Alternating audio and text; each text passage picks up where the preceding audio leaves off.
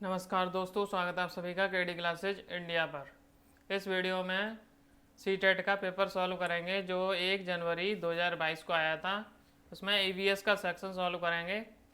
इसमें question number 1 से 30 देखेंगे। कुल 30 क्वेश्चन है इसमें। चलिए वीडियो स्टार्ट कर लेते हैं। इसमें फर्स्ट क्वेश्चन दिया है,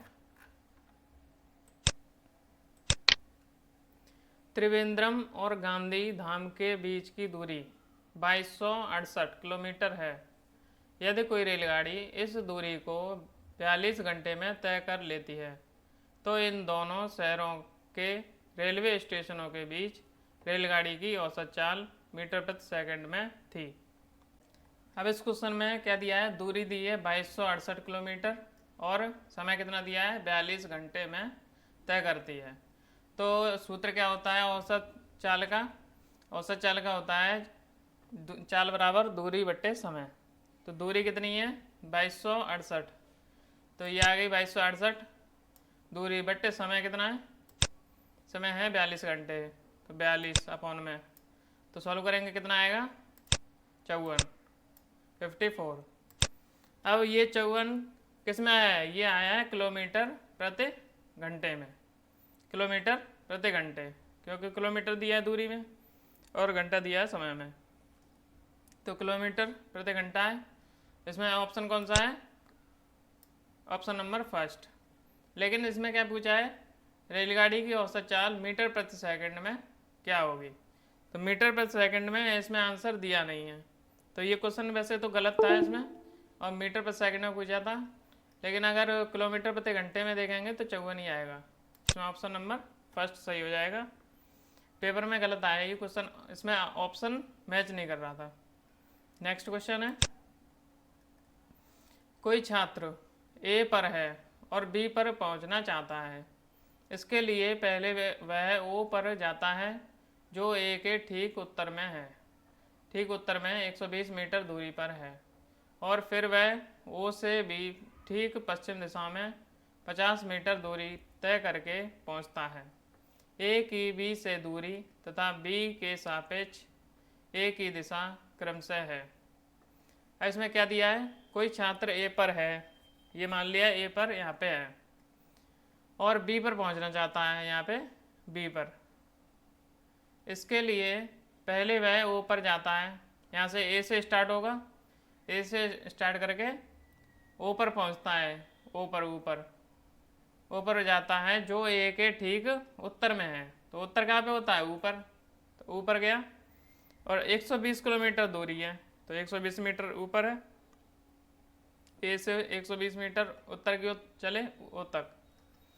फिर वह ओ से बी ठीक पश्चिम दिशा में, ओ से चले पश्चिम दिशा में, तो पश्चिम इस साइड में 50 मीटर चले, 50 मीटर तय करके पहुंचता है। ए की बी से दूरी, अब ए की बी से दूरी बतानी है कितनी होगी, तथा बी के सापेक्ष ए की दिशा। अब बी के सापेक्ष ए की दिशा बतानी है। तो जब यहाँ पे जैसे पाइथागोरस ट्रिपलेट क्या होता है, 5 12 13, तो 5 12, तो यहाँ पे क्या आएगा 13, तो यहाँ पे 50 है, तो और यहाँ पे क्या होगा 120, तो 130 यहाँ पे, क्योंकि 5 12 13 होता है ट्रिपलेट, तो उसमें जीरो लगा दिया है, जीरो यहाँ पे, जीरो यहाँ पे, और ये जीरो यहाँ पे, तो 130 हो जाएगा आंसर। इसमें सही दो में दिए हैं 130। अब इसमें दिशा बतानी है, तो दिशा कैसे बतानी है, ए की बतानी है बी के सापेक्ष, ए की बी से दूरी तथा बी के सापेक्ष, बी के सापेक्ष, इसका मतलब है बी से देखना है ए किस दिशा में है। तो ए किस दिशा में है, ये दक्षिण में नीचे की ओर है और पूर्व की दिशा में है, तो इसमें हो जाएगा दक्षिण पूर्व। ऑप्शन कौन सा सही हो जाएगा, इसमें 130 ये है और दक्षिण पूर्व, तो इसमें ऑप्शन नंबर सेकंड सही हो जाएगा। नेक्स्ट क्वेश्चन पे चलते हैं। क्वेश्चन नंबर 3, स्लॉथ के विषय में निम्नलिखित में से सही कथन चुनिए। इसमें ऑप्शन दिए हैं, स्लॉथ भालू जैसा दिखता है और दिन के लगभग 22 घंटे वृक्ष की शाखा पर उल्टे सिर लटकाकर सोते हैं। सेकंड है, स्लॉथ चिंपांजी जैसे दिखते हैं और दिन के लगभग 17 घंटे वृक्ष की शाखा पर उल्टे लटक कर सोते हैं। ऑप्शन थर्ड है स्लोथ चिंपांजी जैसे दिखते हैं और दिन के लगभग 22 घंटे वृक्ष की शाखा पर उल्टे सिर लटका कर सोते हैं। नेक्स्ट है स्लोथ भालू जैसे दिखते हैं और दिन के लगभग 17 घंटे वृक्ष की शाखा पर उल्टे सिर लटका कर सोते हैं। पहले इससे रिलेटेड जानकारी कर लेते हैं, ये क्या है,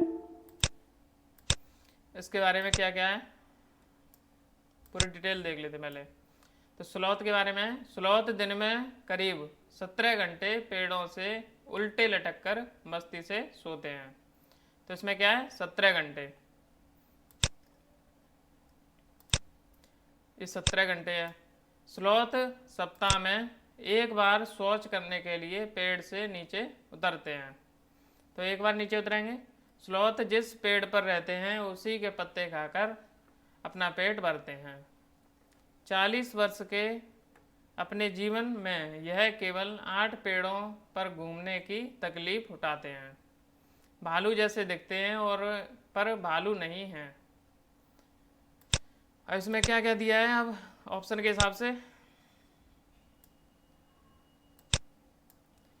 इसमें दिया है स्लॉथ भालू जैसे दिखते हैं, यहाँ पे लिखा है भालू जैसे दिखते हैं पर भालू नहीं है, और दिन के लगभग 17 घंटे वृक्ष की शाखा पर उल्टे सिर लटक कर सोते हैं। तो यहाँ पे 17 घंटे दिया है, 17 घंटे। तो इसमें ऑप्शन कौन सही होगा, ऑप्शन नंबर 4, ऑप्शन नंबर 4 सही है इसका। नेक्स्ट क्वेश्चन पर चलते हैं, क्वेश्चन नंबर 4। जब किसी एक कपड़े पर दूध को उड़ेलते हैं मलाई उस पर ही रह जाती है, पृथक्करण की यह प्रक्रिया है। ऑप्शन दिए हैं निस्यंदन, चालन, अवसादन, निस्तारण।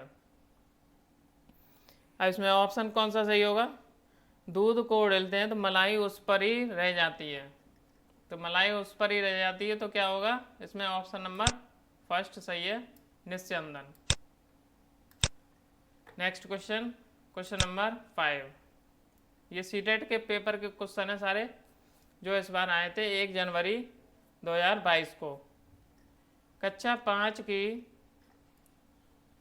पाठ्य पुस्तक में दिए गए गोलकुंडा किले के मानचित्र में 1 सेंटीमीटर जमीन पर 110 मीटर की दूरी को दर्शाता है। इसका मतलब है 1 सेंटीमीटर कितनी दूरी को दर्शा रहा है, 110 मीटर को। इस मानचित्र में फतेह दरवाजे से जमाली दरवाजे की दूरी 10.7 सेंटीमीटर है।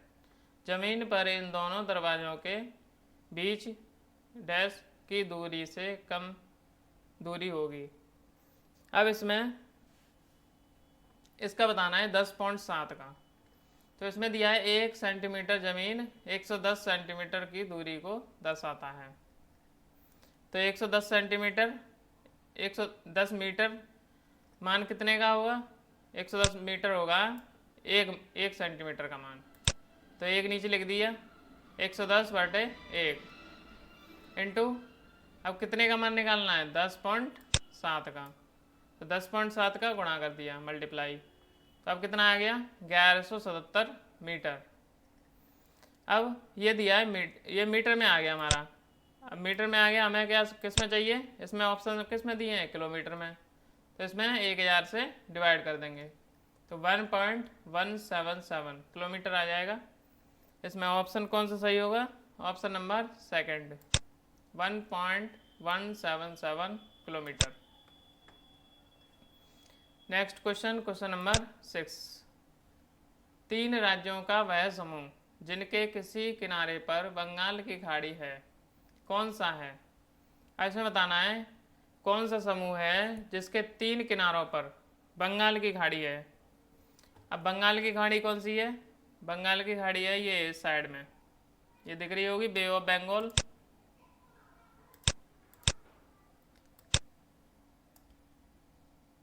बे ऑफ बंगाल यहाँ पे लिखा है, तो यहाँ इस साइड को बोलते हैं बे ऑफ बंगाल, और इस साइड में अरब सागर अरेबियन सी। तो 2 साइड है इसमें भारत के नीचे, ये बे ऑफ बंगाल और अरेबियन सी इधर साइड। अब बे ऑफ बंगाल के पास कौन से राज्य हैं, ये वेस्ट बंगाल, बांग्लादेश, उड़ीसा और आंध्र प्रदेश, तमिलनाडु।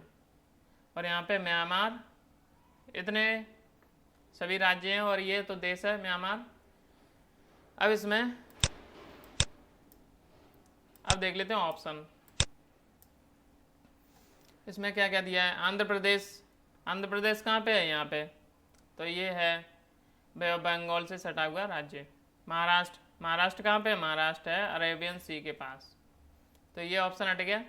ओडिशा, केरल, अब इसमें मैं केरल कहाँ पे है, केरल है यहाँ पर, तो केरल दूसरी साइड है अरेबियन सागर के पास, तो ये भी ऑप्शन हट गया। ओडिशा, आंध्र प्रदेश, तमिलनाडु, ओडिशा यहाँ पे है, आंध्र प्रदेश यहाँ पे है और तमिलनाडु, तो ये सभी बे ऑफ बंगाल से सटे हुए राज्य हैं। तो इसमें कौन सा ऑप्शन सही होगा, ऑप्शन नंबर 3, ओडिशा, आंध्र प्रदेश और तमिलनाडु। नेक्स्ट क्वेश्चन है क्वेश्चन नंबर 7। मान लीजिए आप मध्य प्रदेश में हैं, इस राज्य के सापेक्ष किस दिशा में हमारे देश के सर्वाधिक घने जंगल हैं। इसमें ऑप्शन ये दिए हैं। अब इसमें मध्य प्रदेश, पहले इसके बारे में जान लेते हैं। मध्य प्रदेश में सबसे ज़्यादा जंगल है, ये तो पहले मालूम होना चाहिए। मध्य प्रदेश, इसका मध्य प्रदेश का कुल क्षेत्रफल कितना है, 308252 वर्ग किलोमीटर है। इसके बाद इसमें मध्य प्रदेश में जंगल कितने हैं, 77,462 किलोमीटर स्क्वायर। इसके बाद आता है अरुणाचल प्रदेश, उसके बाद छत्तीसगढ़, उसके बाद महाराष्ट्र, उसके बाद उड़ीसा। ये दिख रहा होगा आपको, बड़ा कर देता हूँ थोड़ा। तो मध्य प्रदेश के बाद अरुणाचल प्रदेश, छत्तीसगढ़, महाराष्ट्र और उड़ीसा, तो इस तरह से हैं। अब इसमें ऑप्शन क्वेश्चन में क्या बोला है, यदि आप मध्य प्रदेश में हैं, इस राज्य के सापेक्ष किस दिशा में हमारे देश के सर्वाधिक घने जंगल हैं। अब इसमें मध्य प्रदेश में तो कोई खड़ा हुआ है वहाँ पे ही, तो अब देखना है किस राज्य में उससे, मतलब उस सबसे ज़्यादा मध्य प्रदेश में है, तो अब उससे कम किस राज्य में है, तो वो देखना पड़ेगा क्योंकि वो मध्य प्रदेश में ही खड़ा है इसलिए। अब मध्य प्रदेश के बाद कौन सा राज्य है, अरुणाचल प्रदेश, तो अब अरुणाचल प्रदेश कहाँ पे पड़ता है, इसमें इसको देख लेते हैं पहले। जैसे अब वो खड़ा है यहाँ पे मध्य प्रदेश में,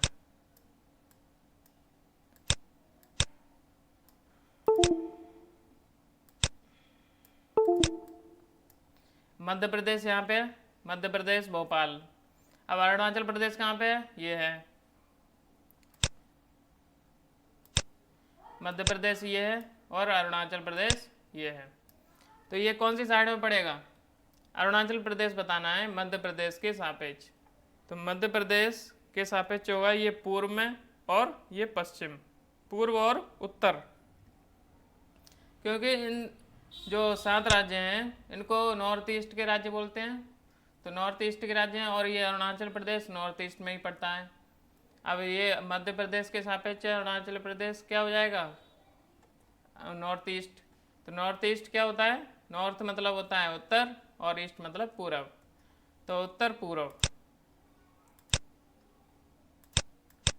तो उत्तर पूर्व कौन से ऑप्शन में दिया है, इसमें दिया है ऑप्शन नंबर 2 में, उत्तर पूर्व। नेक्स्ट क्वेश्चन देख लेते हैं क्वेश्चन नंबर 8। माउंट एवरेस्ट की चोटी की ऊंचाई है, ऑप्शन दिए हैं 8600 metre, 8650 metre, 8950 metre, 8990 metre.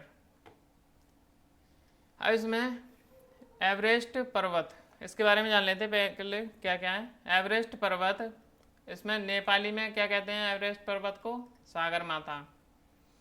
Sanskrit में क्या कहते हैं, देवगिरी। दुनिया का सबसे ऊंचा पर्वत शिखर है जिसकी ऊंचाई कितनी है, 8848.86 मीटर है। यह हिमालय का हिस्सा है, पहले इसे एक्सवी के नाम से जाना जाता था।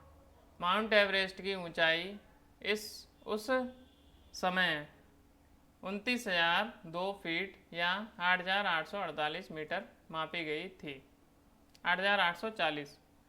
इसमें प्रेजेंट में कितनी है? 8,848.86। इसमें ऑप्शन इसके निकट कौन सा है? 8,850 है ये, तो इसमें कौन सा ऑप्शन सही होगा? Option number second. Next question पे चलते हैं। Question number 9। टूटता तारा होता है कोई। अब टूटता तारा क्या होता है इसके बारे में जान लेते हैं पहले। डीजे तारा नहीं टूटता है, आपको जो टूटता हुआ तारा दिखता है, पहले इसको बड़ा कर लें थोड़ा। आपको जो टूटता तारा दिखता है, टूटता हुआ तारा दिखाई देता है, वह छोटे छोटे उल्का पिंड होते हैं। इसमें क्या लिखा है? उल्का पिंड। यही क्वेश्चन में पूछा है।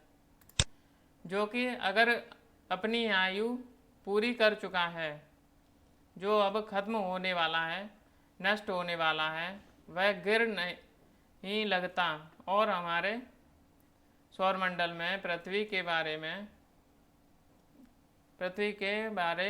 सौरमंडल में प्रवेश करने से पहले ही नष्ट हो जाता है, ब्लास्ट हो जाता है या फिर ब्लैक होल में चला जाता है। तो वह टूटता माता रावला का पिंड होता है। इसमें इम्पोर्टेंट पॉइंट क्या दिया है? इसमें दिया है उल्का पिंड। इसमें ऑप्शन में क्वेश्चन में क्या पूछा है? क्वेश्चन में ऑप्शन है तारा, धूमकेतु, उल्का, क्षुद्र ग्रह। तो इसमें क्या है? उल्का पिंड। तो उल्का ऑप्शन होगा सही इसमें। Option number third. Next question चलते हैं। Question number 10। खेजड़ी वृक्ष के बारे में नीचे दिए गए कथनों पर विचार कीजिए। ये दिया है, यह वृक्ष मुख्यतः रेगिस्तान में पाया जाता है। पहले खेजड़ी के बारे में देख लेते हैं क्या क्या है।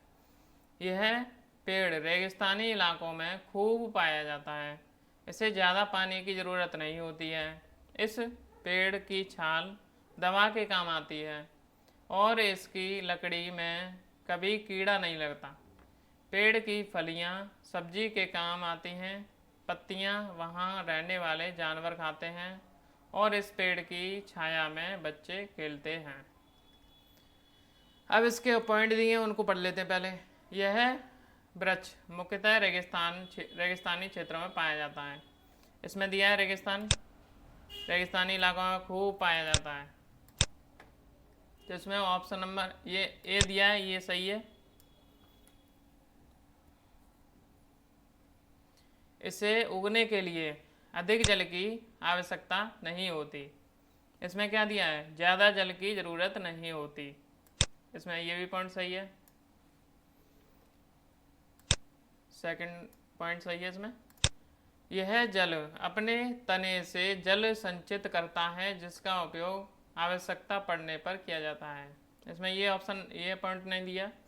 इस वृक्ष की छाल का उपयोग दवाइयों के बनाने में होता है। इसमें ये तो दिया है, छाल दवा के काम आती है, तो ये भी पॉइंट सही है। इस वृक्ष में बहुत कम पत्तियां होती हैं, इसके बारे में नहीं दिया है। तो इसमें पॉइंट कितने सही हैं? ए, बी और डी। और ऑप्शन कौन से दिए हैं? इसमें दिया है ऑप्शन नंबर फर्स्ट में ए, बी और डी।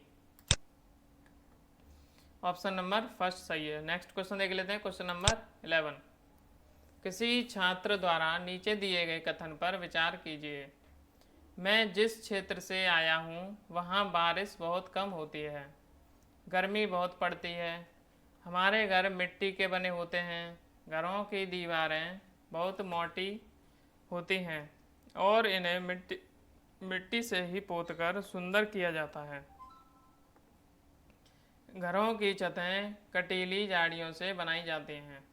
यह छात्र निम्नलिखित में से किस राज्य से आया हो सकता है?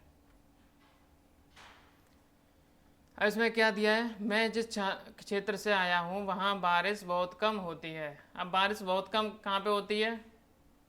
जहाँ गर्मी बहुत पड़ती है। ये भी देखना है, गर्मी बहुत पड़ती है, तो ये पड़ती है राजस्थान में। ऑप्शन नंबर थर्ड सही है। नेक्स्ट क्वेश्चन देख लेते हैं। Question number 12। किसी सभा में अपना परिचय देते समय किसी छात्र के कथन पर विचार कीजिए। मैं जिस जगह से आया हूँ वहाँ के अधिकतर लोग सरसों के तेल से बनी मछली खाना पसंद करते हैं।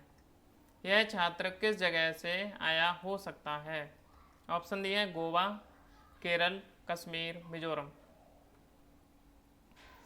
इसमें ऑप्शन कौन सा सही होगा? इसमें ऑप्शन सही हो जाएगा ऑप्शन नंबर थर्ड, कश्मीर, क्योंकि कश्मीर के लोग सरसों के तेल में बनी मछली खाना पसंद करते हैं।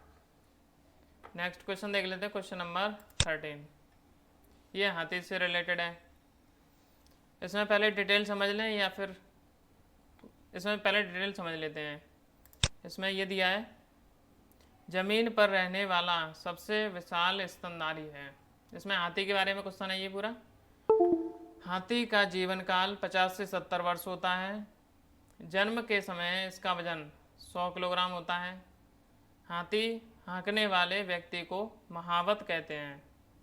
आवश्यकता पड़ने पर एक दूसरे की मदद भी करते हैं। हाथी के कान बहुत बड़े बड़े होते हैं। कान पंखे की तरह होता है। अधिक गर्मी पड़ने पर हाथी अपने कान को हिलाकर हवा करता रहता है। और पॉइंट दिए हैं इसमें, हाथी झुंड में रहता है। हाथी लेटकर नहीं बल्कि खड़े खड़े ही सोता है। एक बड़ा वयस्क हाथी एक दिन में 100 किलोग्राम से ज़्यादा पत्ते और झाड़ियाँ खा लेता है। 100 किलोग्राम से ज़्यादा। हाथी बहुत कम आराम करता है। यह एक दिन में केवल 2 से 4 घंटे ही सोता है। हाथी को पानी और कीचड़ से खेलना बहुत अच्छा लगता है। हाथियों के झुंड में केवल हथनियाँ और बच्चे ही रहते हैं। वयस्क हाथी झुंड में नहीं रहता। ये सारे इंपॉर्टेंट पॉइंट हैं जो मैंने वीडियो में करा दिए हैं, एक हाथी की वीडियो में। अगर आप सर्च करेंगे हाथी एलिफेंट बाय केडी क्लासेज तो आपको निकल आएगी वीडियो, देख लीजिए उसको। उसमें सारे पॉइंट डिस्कस किए गए हैं।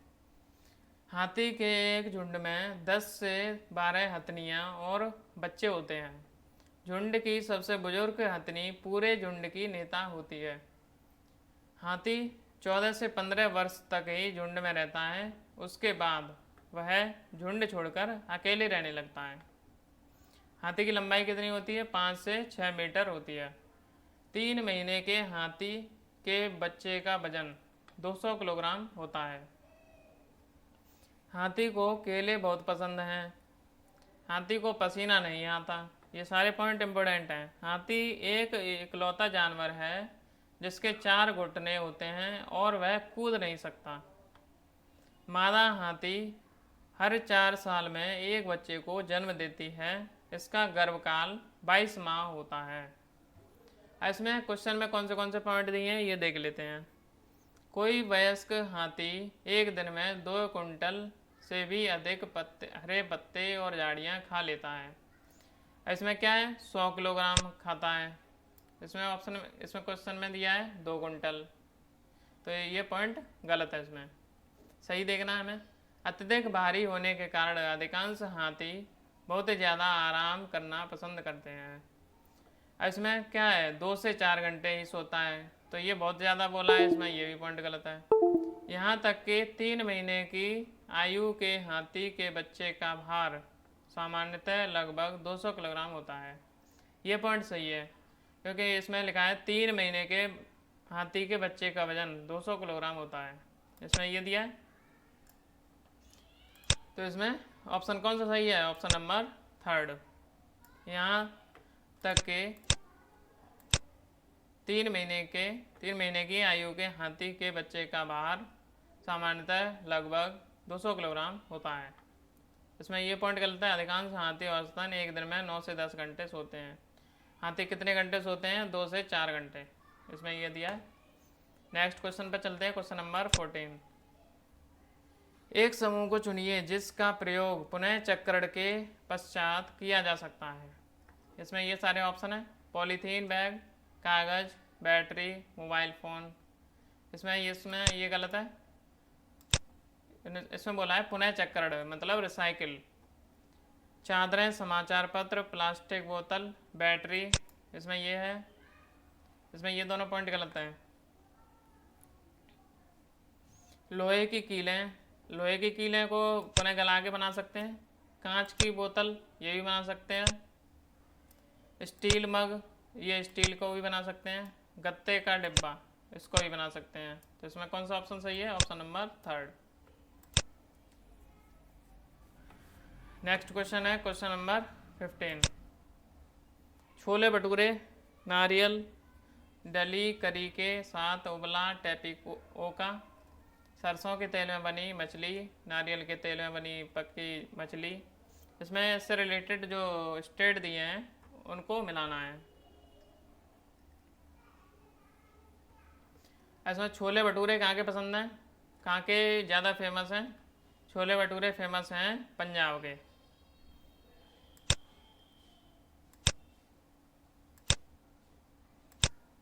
तो छोले भटूरे पंजाब।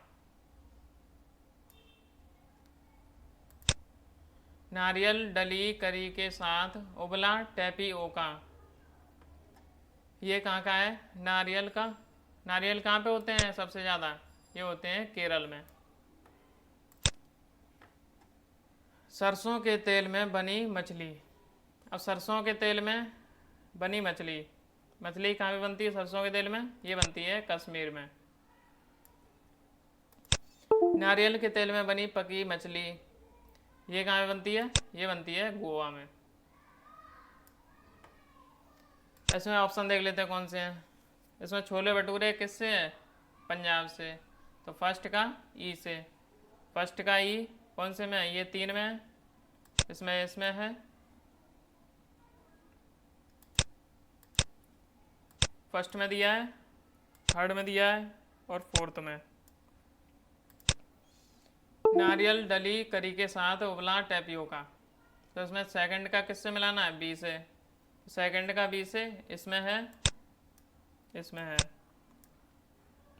सरसों के तेल में बनी मछली, तो थर्ड का फोर्थ से, थर्ड का डी। तो थर्ड का डी किसमें? इसमें भी, इसमें भी। अब इसमें फोर्थ पॉइंट, नारियल के तेल में बनी मछली, पकी मछली, तो फोर्थ का किससे है? फोर्थ का है ए से। तो फोर्थ का ए से, फोर्थ का ए से। इसमें पहले ही ये पॉइंट तो निकल गया था। इसमें फर्स्ट, थर्ड और फोर्थ इसमें से देखना था। तो इसमें कौन सा ऑप्शन सही होगा? इसमें ऑप्शन सही होगा ऑप्शन नंबर 4। नेक्स्ट क्वेश्चन पे चलते हैं। Question number 16। अपनी कक्षा 4 के पर्यावरण अध्यक्ष के विद्यार्थियों के रचनात्मक, इसमें अध्ययन लिखो, अध्ययन होगा यहाँ पे। अध्ययन के विद्यार्थियों के रचनात्मक आकलन के लिए उपर्युक्त कार्य का चुनाव कीजिए। इसमें पहले रचनात्मक आकलन के बारे में समझ लेते हैं। रचनात्मक आकलन का कार्य शिक्षण प्रक्रिया की दशा का ज्ञान कराना होता है।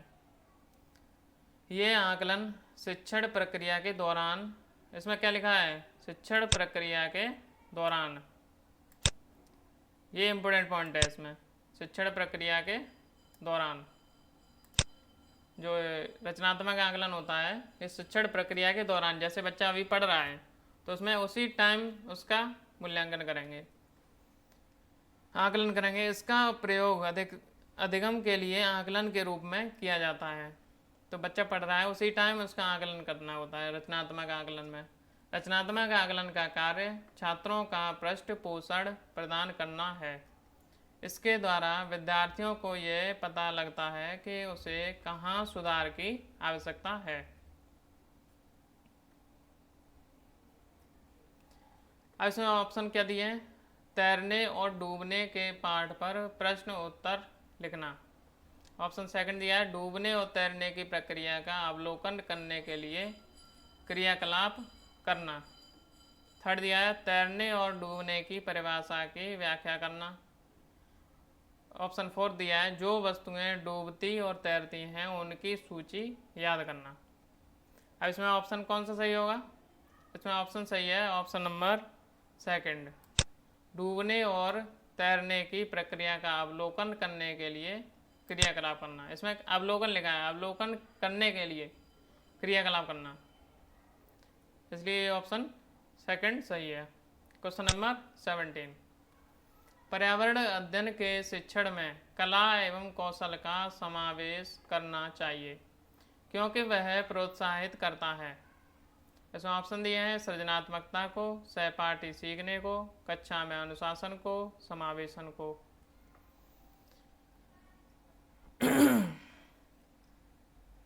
इसमें क्या है, कला एवं कौशल का समावेशन करना चाहिए क्योंकि वह प्रोत्साहित करता है।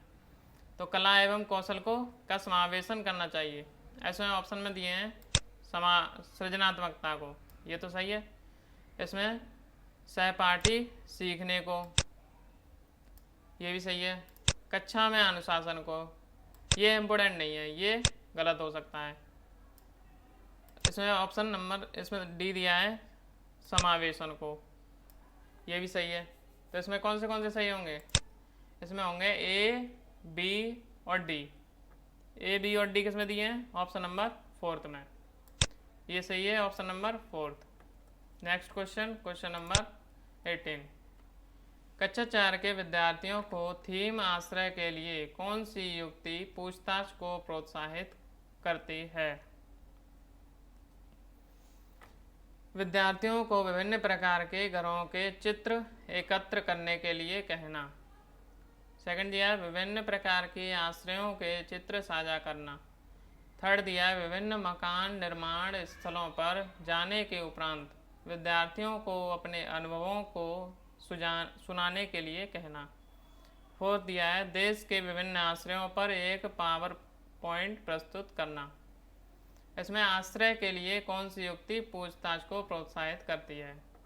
इसमें क्या दिया है, विभिन्न मकान निर्माण स्थलों पर जाने के उपरांत। इसमें जैसे बच्चा जाएगा तो वहाँ पे देखेगा वो तो अच्छी तरीके से समझेगा, तो जाने के उपरांत विद्यार्थियों को अपने अनुभवों को सुझाने के लिए कहना। तो वहाँ पे जाएगा तो अच्छी तरह से समझ पाएगा और अच्छी तरह से बता पाएगा। तो आश्रय के लिए ऑप्शन नंबर 3 सही होगा। नेक्स्ट क्वेश्चन, क्वेश्चन नंबर 19, प्राथमिक कक्षाओं का पर्यावरण अध्ययन वह विषय क्षेत्र है जिसमें एकीकरण है। इसमें ऑप्शन दिए हैं विज्ञान एवं पर्यावरणीय शिक्षा के संप्रत्यों एवं मुद्दों का। सेकंड दिया सामाजिक विज्ञान के संप्रत्यों एवं मुद्दों का। थर्ड दिया विज्ञान और सामाजिक विज्ञान के संप्रत्यों एवं मुद्दों का। फोर्थ दिया है विज्ञान, सामाजिक विज्ञान और पर्यावरणीय शिक्षा के संप्रत्यों एवं मुद्दों का। तो इसमें पर्यावरण अध्ययन वह विषय क्षेत्र है जिसमें एकीकरण है। अब पर्यावरण में क्या क्या आता है, पर्यावरण में आता है विज्ञान, सामाजिक विज्ञान और पर्यावरणीय शिक्षा, ये तीनों आते हैं। इसमें ऑप्शन कौन सही होगा, ऑप्शन नंबर 4, विज्ञान, सामाजिक विज्ञान और पर्यावरणीय शिक्षा, ये तीनों आते हैं, इसलिए ऑप्शन नंबर 4 सही है। नेक्स्ट क्वेश्चन, क्वेश्चन नंबर 20, निम्न में से प्राथमिक स्तर के पर्यावरण अध्ययन का क्या उद्देश्य है। इसमें ऑप्शन दिए हैं लैंगिक भेदभाव से संबंधित मुद्दों पर सीखने वालों को संवेदनशील बनाना। सेकंड दिया स्थानीय उपलब्ध सामग्रियों से सरल प्रारूपों का विकास करना। थर्ड दिया है विद्यार्थियों को उच्च प्राथमिक विज्ञान संप्रत्यों के लिए क्रमिक रूप से तैयार करना। फोर्थ दिया है विद्यार्थियों को उनके आस पड़ोस में उपलब्ध व्यावसायिक विकल्पों की ओर अभिमुख करना। इसमें प्राथमिक स्तर के पर्यावरण अध्ययन का क्या उद्देश्य है। इसमें उद्देश्य है लैंगिक भेदभाव से, इसमें लैंगिक देखा जाता है, लैंगिक भेदभाव से विभिन्न मुद्दों पर सीखने वालों को संवेदनशील बनाना है। इसमें इम्पोर्टेंट क्या लिखा है, संवेदनशील, संवेदनशील बनाना है, इसलिए इसमें ऑप्शन कौन सही होगा, option number 1। Next question, question number 21, शिक्षिका ने अपने विद्यार्थियों को भोजन के रूप में ग्रहण किए जाने वाले पौधों के विभिन्न भागों जैसे जड़, तना एवं पुष्पों के नाम जानने के लिए अपने परिवार के सदस्यों से परामर्श करने के लिए कहा। इस क्रियाकलाप की अभिकल्पना की गई है। ऑप्शन दिए हैं अनुभवात्मक सीखने को प्रोत्साहित करने के लिए, भोजन से संबंधित संप्रत्यों के सीखने को प्रोत्साहित करने के लिए, पाठ को अधिक आनंदमयी और रुचिपूर्ण बनाने के लिए, विद्यार्थियों को भोजन के विषय में खुले मन से खोज करने के लिए अनुमति देना। इसमें क्या दिया है, जड़, तना एवं पुष्पों के नाम जानने के लिए अपने परिवार के सदस्यों से परामर्श करने के लिए कहा। तो इसमें क्या है, अनुभवात्मक सीखने को प्रोत्साहित करने के लिए, जिससे जैसे अपने परिवार में पूछेगा जानेगा तो उसमें अनुभव उत्पन्न होगा। तो इसमें ऑप्शन कौन सही होगा, ऑप्शन नंबर फर्स्ट। अनुभव मिल जाएगा उस बच्चे को, अनुभवात्मक सीखने को प्रोत्साहित करना चाहिए। Next question number 22। दृष्टिबाधित विद्यार्थियों को पर्यावरण अध्ययन पढ़ाने के लिए निम्न में से कौन सी युक्ति सर्वाधिक उपयुक्त है। ऑप्शन दिए हैं कक्षा में मिश्रित सहपाठी समूह बनाएं, किसी कार्य को पूरा करने के लिए अधिक समय दें, किसी भी कार्य को भागों में बांटें और प्रत्येक भाग को अलग पढ़ाएं, स्पर्शी शिक्षण अधिगम सामग्री का अधिक उपयोग करें। अब इसमें क्या लिखा है, दृष्टिबाधित विद्यार्थी। अब दृष्टिबाधित होगा तो क्या होगा, उसको दिखेगा नहीं। अब दिखेगा नहीं तो क्या करेगा, वो अपने हाथों से स्पर्श करके पढ़ेगा। तो इसमें क्या लिखा है, ऑप्शन नंबर 4 में स्पर्शी शिक्षण अधिगम सामग्री का अधिक उपयोग करें। इसमें ऑप्शन नंबर 4 सही है, क्योंकि इसमें लिखा है स्पर्शी शिक्षण अधिगम। Next question number 23। पर्यावरण अध्ययन का शिक्षण करते हुए पाठ का वह उपयुक्त स्तर जिस पर विद्यार्थियों का आकलन किया जाना चाहिए वह है पाठ के अंत में, पाठ के आरंभ में, जब विद्यार्थी आकलन के लिए प्रस्तुत है, शिक्षण अधिगम के दौरान। अब पर्यावरण अध्ययन का शिक्षण करते हुए, अब शिक्षण कर रहे हैं क्या, किसका, पर्यावरण अध्ययन का। तो पर्यावरण अध्ययन का शिक्षण करते हुए पाठ का वह उपयुक्त स्तर जिस पर विद्यार्थियों का आकलन करना चाहिए। अब आकलन कब करना चाहिए पर्यावरण अध्ययन पढ़ते समय, तो उसमें करना चाहिए शिक्षण अधिगम के दौरान। इसका मतलब है जब बच्चा पढ़ रहा है उसी टाइम शिक्षण अधिगम के दौरान उसका आकलन कर लेना चाहिए कि उसको क्या समझ में आ रहा है, कितना समझ में आ रहा है, जिससे कि आगे दिक्कत ना हो। चलिए चलते नेक्स्ट क्वेश्चन पे। Question number 24। आपको अपने विद्यार्थियों के पर्यावरण अध्ययन परियोजना का आकलन करना है और उन्हें शीघ्र पुनर्निवेशन देना है। पुनर्निवेशन, आप आकलन के किस साधन का चुनाव करेंगे। इसमें ऑप्शन दिए हैं अवलोकन, क्रम निर्धारण मापनी, जांच सूची, सहपाठी आकलन। अब इसमें क्वेश्चन में क्या दिया है, आपको अपने विद्यार्थियों के पर्यावरण अध्ययन परियोजनाओं का आकलन करना है जिन्हें शीघ्र पुनर्निवेशन देना है। शीघ्र पुनर्निवेशन, अब शीघ्र पुनर्निवेशन देना है तो इसमें कौन सा सही होगा, जांच सूची। तो इसका जांच सूची बनाएंगे तो उसमें शीघ्र पुनर्निवेशन हो जाएगा। तो इसमें ऑप्शन नंबर 3 सही होगा। नेक्स्ट क्वेश्चन पे चलते हैं। Question number 25। पर्यावरण अध्ययन में सीखने का आकलन करने का उद्देश्य है कि, ऑप्शन दिए हैं इसमें शिक्षक विद्यार्थियों को उपलब्धियों के विषय में जानकारी एकत्र करें। सेकंड है यह मूल्यांकन की अपेक्षा शिक्षण का एक मार्ग है। यह विद्यार्थियों द्वारा नया ज्ञान में दक्षता प्राप्त करने की प्रगति के विषय में प्रतिपुष्टि देना है। ऑप्शन 4 है यह विद्यार्थियों के सीखने के बारे में सूचना देता है जिससे अगले चरण के लिए उन्हें सहारा दिया जा सके। इसमें सीखने का आकलन के बारे में जान लेते हैं। योगात्मक आकलन को सीखने के आकलन के नाम से भी जाना जाता है। इस प्रकार के आकलन का प्रयोजन शिक्षक को छात्रों की उपलब्धि और कार्य प्रदर्शन की पहचान करने में सक्षम करना है, जिसमें सीखने की अवधि एक सत्र या वर्ष हो सकती है। इसमें सीखने का आकलन, इसमें कौन सा सही होगा? शिक्षक विद्यार्थियों को उपलब्धियों के विषय में जानकारी एकत्र करें। इसमें ऑप्शन नंबर फर्स्ट सही है। Next question, question number 26। नई शिक्षा नीति 2020 के अनुसार प्राथमिक कक्षाओं के लिए निम्न में से क्या स्तर होगा? ए दिया है आरंभिक स्तर, बी दिया है मध्य स्तर, सी दिया है बुनियादी स्तर। इसमें कौन सा सही होगा? इसमें सही होगा आरंभिक स्तर और बुनियादी स्तर। इसमें ऑप्शन कौन सा सही होगा? ए और सी, ए और सी। नेक्स्ट क्वेश्चन है क्वेश्चन नंबर 27। प्राथमिक स्तर पर निम्न में से क्या प्रक्रिया कौशल नहीं है? मानचित्रण करना, क्रियाशील परिवर्तनों को परिभाषित करना, परिकल्पना की जांच करना, तथ्यों को अनुस्मरण करना। इसमें प्रक्रिया कौशल नहीं है, तो प्रक्रिया कौशल नहीं है। मानचित्रण करना ये प्रक्रिया कौशल है। क्रियाशील परिवर्तनों को परिभाषित करना ये भी सही है। तथ्यों को अनुस्मरण करना ये भी सही है। इसमें प्रक्रिया कौशल नहीं है ये पूछा है, तो परिकल्पना की जांच करना ये प्रक्रिया कौशल नहीं है, तो इसमें कौन सा सही होगा? Option number third. Next question, question number 28। Theme परिवार तथा मित्र में निम्न में से कौन सा उप थीम है?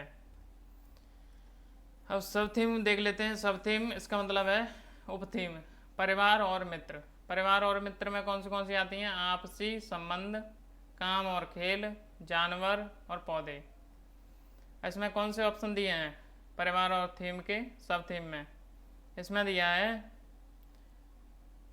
कार्य और खेल, ऑप्शन नंबर सेकंड। ये दिया है कार्य और खेल, works and play. Next question, question number 29। निम्न में से कौन सा एक अपसारी प्रश्न है जो पर्यावरण अध्ययन की शिक्षिका अपनी छात्राओं की सृजनात्मक क्षमता को प्रोत्साहित करने के लिए पूछेंगी?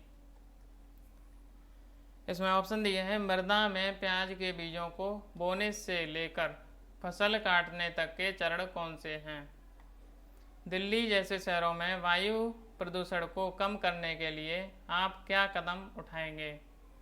लवण के विलयन से आप लवण कैसे पृथक करेंगे? फोर्थ दिया है पंक्तियों का रंग हरा क्यों होता है? इसमें क्या पूछा है? अपनी छात्राओं की सृजनात्मक क्षमता को प्रोत्साहित करने के लिए। सृजनात्मक क्षमता, अब इसमें सृजनात्मकता में कौन सा ऑप्शन सही होगा? दिल्ली जैसे शहरों में वायु प्रदूषण को कम करने के लिए आप क्या कदम उठाएंगे? तो इसमें वायु प्रदूषण के लिए जो कदम उठाए जाएंगे वो सृजनात्मकता के अंदर आ जाएंगे, क्योंकि उसमें सृजनात्मकता दिख रही है कि कौन से कदम उठाने चाहिए। नेक्स्ट क्वेश्चन है क्वेश्चन नंबर 30 और ये लास्ट क्वेश्चन है 1 जनवरी 2022 का, जो सीटेट में पेपर हुआ था। सीटेट का विद्यार्थियों द्वारा पर्यावरण अध्ययन के सीखने का गत्यात्मक, समग्र और अनुभवात्मक प्रकृति का उत्तम आकलन किया जा सकता है। ऑप्शन फर्स्ट है क्रम निर्धारण मापनी द्वारा, पेन पेपर परीक्षा द्वारा, विश्वसनीय आकलन युक्तियों द्वारा, मौखिक परीक्षा द्वारा। इसमें कौन सा सही होगा? इसमें गत्यात्मक, समग्र और अनुभवात्मक प्रकृति का उत्तम आकलन। इसमें ऑप्शन नंबर थर्ड में क्या दिया है? विश्वसनीय आकलन युक्तियों द्वारा। इसमें ऑप्शन थर्ड सही है। ये लास्ट क्वेश्चन था। अगर ये वीडियो अच्छी लगी हो तो लाइक कर दीजिए और चैनल को सब्सक्राइब कर दीजिए, अपने दोस्तों के साथ शेयर कर दीजिए। वीडियो देखने के लिए बहुत बहुत धन्यवाद।